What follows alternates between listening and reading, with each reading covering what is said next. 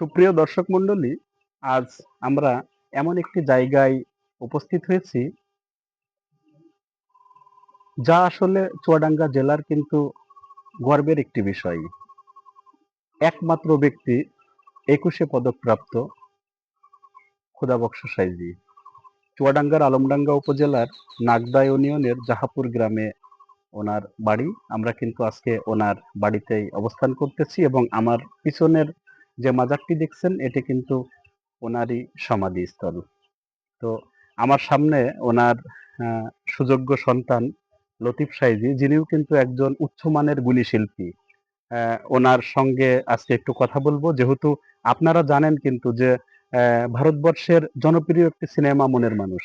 এই মনের মানুষ সিনেমার কিন্তু যে গানগুলো ওখানে আপনারা শুনে থাকেন সেগুলো কিন্তু লতিফ সাইজির কণ্ঠেই। আর গানপ্রিয় মানুষ যারা তারা কিন্তু লতিফ সাইজিকে চেনে না এমন মানুষ কিন্তু খুব কমই আছেন।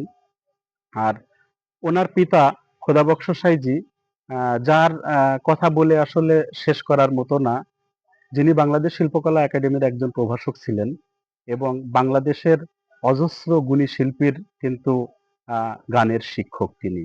আপনারা জানেন ফরিদা পারভিন, আহ, চন্দনা মজুমদার, দিল আফরোজ, রেবা সহ অনেক গুণী শিল্পী কিন্তু তার কাছ থেকে গান শিখেছেন।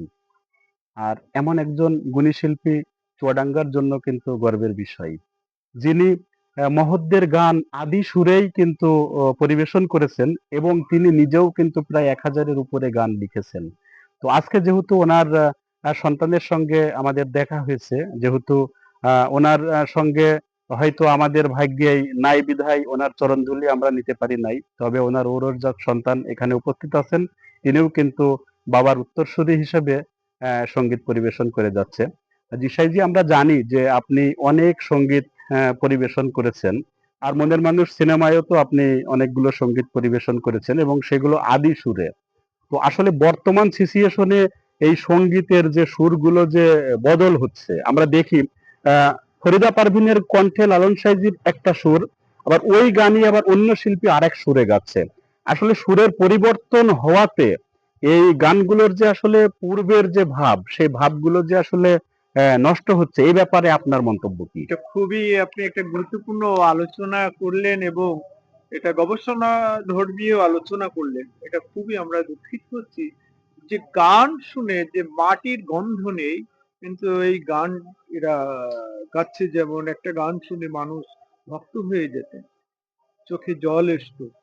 এখন কিছু লোক, কিছু শিল্পী গান করছে, গান গেয়ে নাচানাচি শুরু করছে, যেখানে নাচ নেই, যেখানে নাচের কোনো ঢং নাই, এগুলো করছে।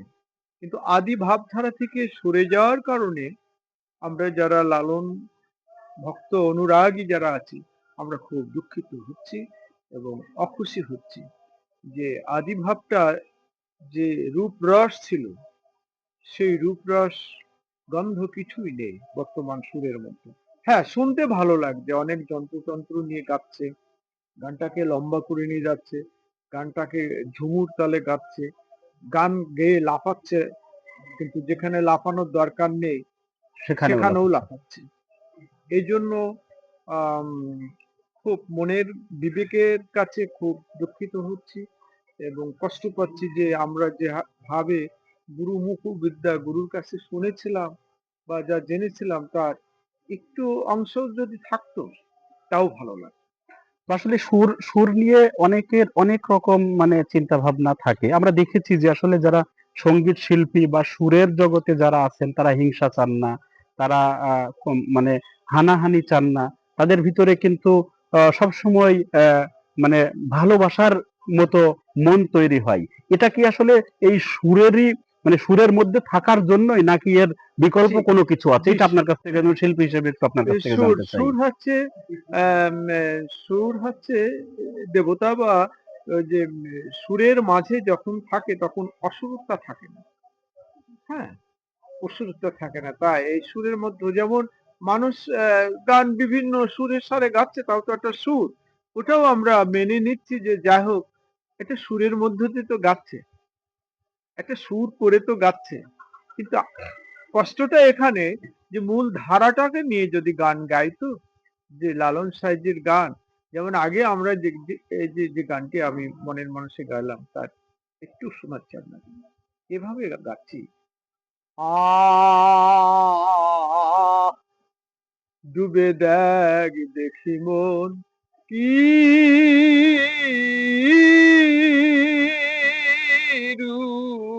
রূপ লীলাময়, আকাশ পাতাল খুঁজিস যারে, আকাশ পাতাল খুঁজিস যারে, এই দেহে সেরাই ডুবে দেখ দেখি মন। এই যে এভাবে অসাধারণ। আমরা খালি গলায় বা এই সমস্ত গান যখন এই যে বাড়ানো কমানো বা ওই যে নাচা গাওয়া করে ফেলে তখন তো খুবই খারাপ লাগে। তবে আমি জানাচ্ছি এবং গুণীজনদের জনদেরকে জানাতে চাচ্ছি যে আপনারা শুদ্ধ সুরে লালন সঙ্গীত শুনুন এবং শুদ্ধ সুরের শুদ্ধ চেতনাটা আসুক। সুর করছেন ভালো কিন্তু সুরটা জানে এরকম হয়ে যায় না যে, যে সুরে মানুষ হচ্ছে একটা অন্য দিকে ধাবিত মানে একটু হচ্ছে। কান্নার দরকার অথচ সেই জায়গায় সেই নাচতেছে। লালনের গানটা যেন অন্যভাবে মানুষ না দেখে। মানে একটা ওই যে যেটা বলা হয় নগ্নতা, এটা তো মারফত বলতে গোপন জিনিস। এটাকে গোপনে রাখতে হবে ভালোবাসাটা। এই সুরের মধ্যে যেন কোনো নগ্নতা না আসে। সুরের মধ্য দিয়ে যেন সারা পৃথিবীময় হয়ে যাক সাইজির কালামে এবং যারা যে সুর করে যে সমস্ত শিল্পীবৃন্দ গাচ্ছে তাদেরকেও আমি ধন্যবাদ জানাচ্ছি এই জন্য যে তবু তো শুনছে। কিন্তু শোনার মধ্যে যেন কোনো অশান্তি না বিরাজ হয়। যেহেতু আপনার আ আ পিতা নিজেও গান হুম, লিখেছে অজস্র। অজস্র। তো সেই ক্ষেত্রে সেই আমি ধারাবাহিকতায় আপনি নিজেও কিন্তু এই আমি সংগীত আমার জগতে বাবার আছেন। গান আমি আপনি নিজে পরিবেশন কোনো করছি। গান রচনা করেছেন হ্যাঁ, কিনা? আমিও করেছি এবং আমার বাবার গানগুলো আমি পরিবেশন করছি। তারপরে অন্যান্য যেমন নীলকণ্ঠর গান পরিবেশন করছি। তারপরে আমি আ মানে পাঞ্জুসার গান পরিবেশন করছি, শ্রীনাথ ঘোষার গান, বেহাল শাহর গান, মানে পদকর্তা বিভিন্ন পদকর্তার গান আমি পরিবেশন করে আসছি। হ্যাঁ? তা আমিও করছি আমারটা এখন প্রচার করি না। তবে আমি লিখছি। তো যেমন আ আমরা করোনার সময় যখন যে সময় আসে সেই সময়ে জন্য গান সময় কেন্দ্রিক কেন্দ্রিক যে গান। গানগুলো আসছে। যেমন আমরা লিখেছিলাম ভয় নেই, ভয় নেই। হ্যাঁ? যত করোনা আসুক, করোনা একদিন চলে যাবে। এইভাবে ওর পরেও আমরা লিখেছি। এভাবে মানে ভয় পাওয়ার কিছুই নেই। সৃষ্টিকর্তা তো একদিন নিবে। অবশ্যই। যত রোগ বালা ব্যাধি আসুক না কেন। কিন্তু সেটা টেকাল দেবে সৃষ্টিকর্তা। যে আমি তোমাকে পাঠিয়েছি, আমি তোমাকে রক্ষা করব। এই। তো এর মাঝে আমি আরেকটা বাবার সুফিজমের উপরে যে গান আমি কায়রোতে পরিবেশন করছিলাম। সংস্কৃত মন্ত্রণালয় বাংলাদেশ অ্যা সচিবালয় থেকে আমাকে পাঠিয়েছিল শিল্পকলার মাধ্যম দিয়ে। সেটা হচ্ছে সুফিজমের উপরে অনেক গান আছে। বাবার কীর্তন গান আছে। তারপরে আপনার শ্যামা সঙ্গীত আছে। তো আমি সুফিজমের উপরে এই গানটা পরিবেশন করছি। আল্লাহর ৯৯ নাম আছে। ৯৯ নামের ব্যাখ্যা দিই। আমি অল্প একটা লাইন ট্রাই তুমি রহমান রহিম রব্বুল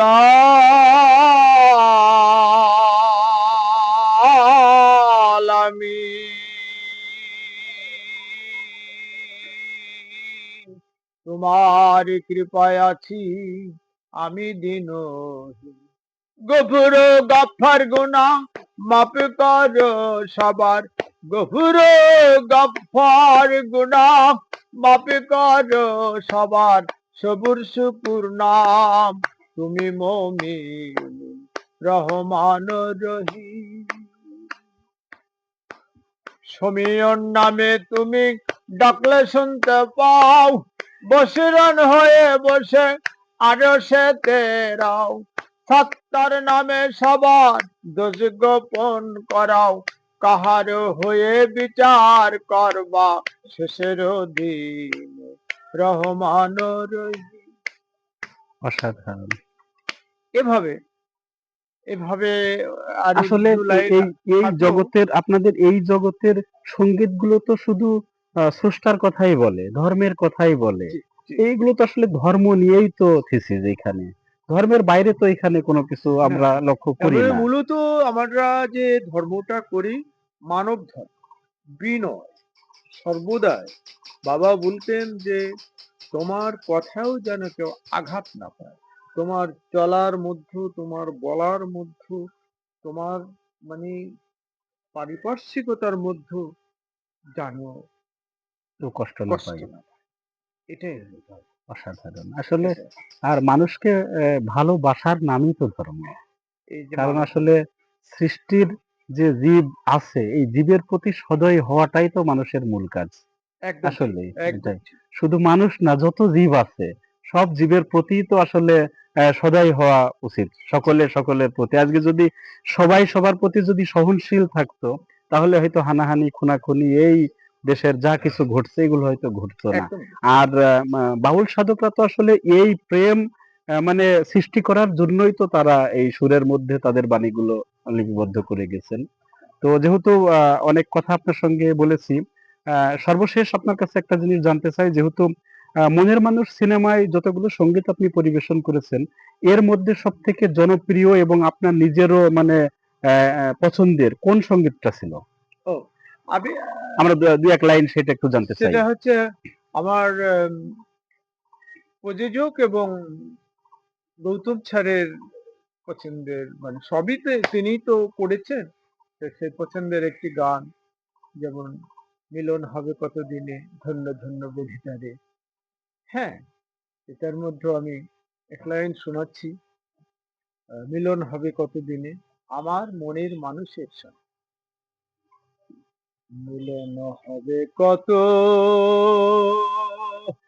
দিনে আমার মনের মানুষের সনে আমার মনের মানুষের সনে মিলন হবে কত দিনে মিলন হবে কত দিনে আমার মনের মানুষের সনে আমার মনের মানুষের সনে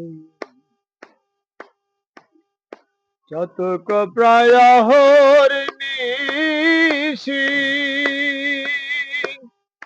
কে আছে কালো শোষী হব বলে চরণ দাসী হব বলে চরণ দাসী ও তা হয় না কপাল গুনে আমার মনের মানুষের সনে আমার মনের মানুষের সনে মেঘের বিদ্যুৎ মেঘে যাব লুকালে না পায় অন্বেষণ কালারে হারায় তেমন কালারে হারায় তেমন মিলন হবে কত দিনে আমার মনের মানুষের সনে আমার মনের মানুষের সনে ঐরূপ যখন স্মরণ হয় থাকে না লোক লজ্জারি ভয় লালন ফকির ভেবে বলে সদাই লালন ফকির ভেবে বলে সদাই ও প্রেম যে করে সে জানে ও প্রেম যে করে সে জানে আমার মনের মানুষের সনে আমার মনের মানুষের সনে অসাধারণ, জয় গুরু সাধু, জয় গুরু। সাধু, সাধু।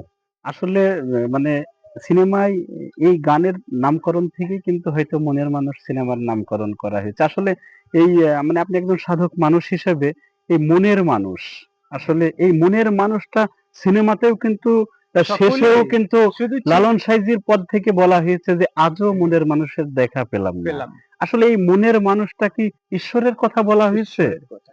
একদম। ইস- এটা সবসময় মানে স্রষ্টার ঈশ্বর কথা বা বলা হয়েছে। স্রষ্টার কথা বলা হচ্ছে। মনের মানুষই তো সবাই খুঁজছে। এই মনের মানুষটাকে খুঁজে বেড়াচ্ছে। তাই সাঁইজির পদের মধ্যেও মনের মানুষের কথাই বলেছে। ওখানে আবার আরেক জায়গায় বলছে যে ঐরূপ যখন স্মরণও স্মরণও হয়, হয়, থাকে না থাকে না লোক লোক লজ্জারও ভয়। ওই রূপটা কি আসলে স্মরণ মানে স্রষ্টার রূপের কথা বলা হচ্ছে? স্রষ্টা, নাকি স্রষ্টা, এখানে গুরুর রূপের কথা বলা হচ্ছে? স্রষ্টা, গুরুরূপে স্রষ্টা, তো স্রষ্টার স্রষ্টা। রূপটা তো আসলে জানতে গেলে তো গুরুর রূপটাই তো গুরুকে এসে নিয়ে দাঁড়াচ্ছে। স্রষ্টাকে জি, ধরতে জি, হবে। জি। গুরুকে নিয়ে স্রষ্টাকে ধরতে তার হবে। মানে পাত্রের আকার রঙেই হচ্ছে পানির রং। বানিয়ে দেওয়া। জি। জি, জি। অসংখ্য ধন্যবাদ। জি দর্শক, আমরা অনেক সময় সাইদির সঙ্গে কথা বলছি। অনেক সুন্দর, সুন্দর কথাও শুনলাম এবং আপনাদেরকেও শোনাতে সক্ষম হইলাম। আসলে অ্যা গাছ থেকে কিন্তু সেরকম ফলই তৈরি হয়, গাছ যেমন হয়। তো তারই একটি প্রমাণ আজকে আমরা পাইলাম আ আ সাইজি লতিফ সাইজির কাছ থেকে। যেহেতু পিতা একজন বাউল সাধক, একজন উচ্চমানের একজন গুণী মানুষ। আবার ধারাভাষ্য অনুসারে কিন্তু উনার সন্তানও কিন্তু কোন দিক থেকে কোন অংশে কম না। তো আমরা আবারও আপনাদের কাছে উপস্থিত হইব। মাঝে, মাঝে সাইজিকে নিয়ে আরো কিছু বিষয় তুলে ধরবো, আপনাদেরকে জানানোর চেষ্টা করব। ততক্ষণ পর্যন্ত আপনারা সবাই ভালো থাকবেন, সুস্থ থাকবেন। আবার দেখা হবে আপনাদের সঙ্গে।